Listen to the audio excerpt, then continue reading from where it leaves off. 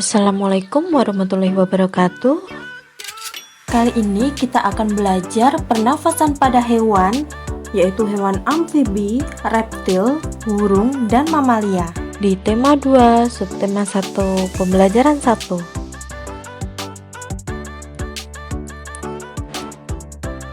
Seperti manusia, hewan juga bernafas untuk mengambil oksigen dan membuang karbon dioksida.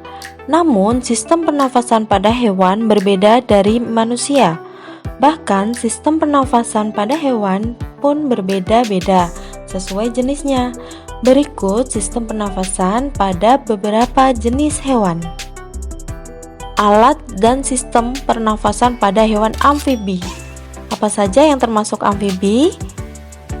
Ya, ada sesilia, yaitu semacam cacing yang besar atau seperti ular ya. Ada salamander dan ada katak, kodok dan sejenisnya ya. Katak termasuk hewan amfibi, yaitu hewan yang hidup di darat dan di air. Jadi hewan amfibi itu adalah hewan yang hidup di darat dan di air. Jadi bisa hidup di dua alam, di darat dan di air. Saat masih berupa kecebong, katak hidup di dalam air dan bernafas menggunakan insang. Insang kecebong terletak di luar tubuhnya dan terdiri atas lembaran-lembaran kulit halus mengandung kapiler darah. Setelah berumur 9 hari, kecebong bernafas menggunakan insang dalam. Insang dalam akan menyusut seiring mulai berfungsinya paru-paru, dan katak muda pun tumbuh menjadi katak dewasa. Katak dewasa bernafas menggunakan paru-paru dan permukaan kulit. Di dalam paru-paru terdapat banyak gelembung udara yang sangat kecil, berselaput dan penuh dengan kapiler darah. Di dalam gelembung udara, oksigen diserap dan karbon dioksida dikeluarkan. Selain dengan paru-paru, katak juga bernafas melalui kulit. Permukaan kulit katak selalu basah agar memudahkan penyerapan oksigen dari udara. Nah, ini adalah gambarnya. Jadi saat masih berupa kecebong, bernafas menggunakan insang, sedangkan saat tumbuh besar, katak bernafas dengan menggunakan paru-paru dan permukaan kulit. Yang kelima adalah alat dan sistem pernafasan pada reptil. Hewan yang termasuk jenis reptil diantaranya ialah ular, kadal, cicak, buaya, dan biawak. Reptil bernafas menggunakan paru-paru. Udara masuk melalui hidung, lalu ke batang tenggorokan, lalu ke paru-paru. Gambarnya seperti ini. Jadi, udara masuk melalui hidung, lalu ke batang tenggorokan, dan menuju ke paru-paru. Paru-paru reptil terletak di dalam rongga dada dan dilindungi oleh tulang rusuk. Paru-paru reptil sederhana dengan beberapa lipatan dinding yang dapat memperbesar permukaan paru-paru. Namun, paru-paru kadal dan buaya lebih kompleks dengan beberapa belahan dan bertekstur seperti spons. Pada reptil yang sering berkubang di air seperti buaya, lubang hidungnya dapat ditutup selama menyelam. Dengan begitu, air tidak akan masuk ke dalam paru-paru. Yang keenam adalah alat dan sistem pernafasan pada burung atau aves. Burung bernafas dengan sepasang paru-paru. Paru-paru burung terletak di dalam rongga dada.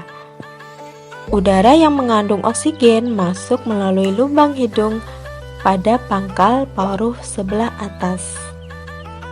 Selanjutnya, udara masuk ke pembuluh udara yang disebut trakea.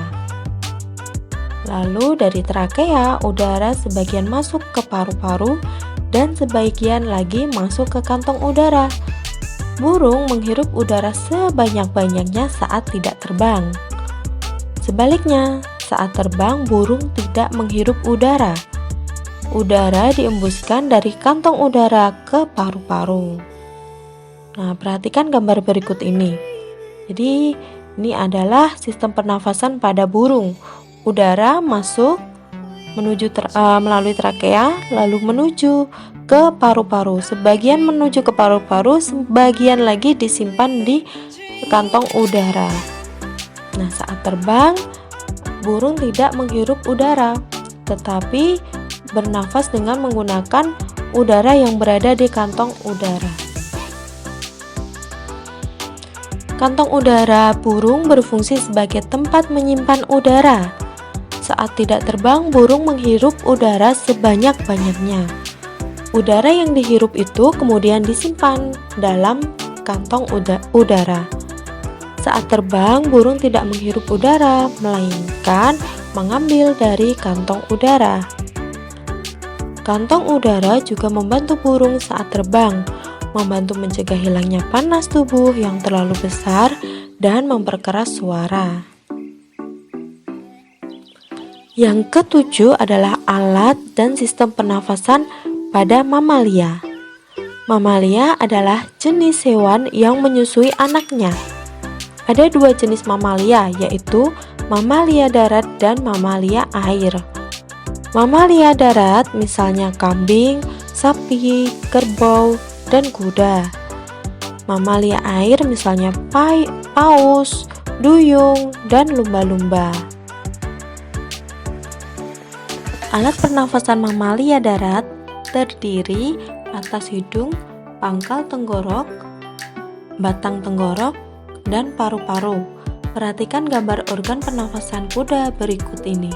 Jadi pada hewan mamalia itu terdiri dari hidung, trakea. Di sini adalah trakea. Lalu ada batang tenggorok gini ya. Batang tenggorok adalah trakea ini.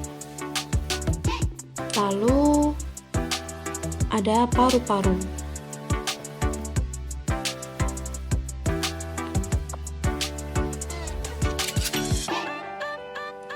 Pada mamalia air, hidungnya dilengkapi dengan katup.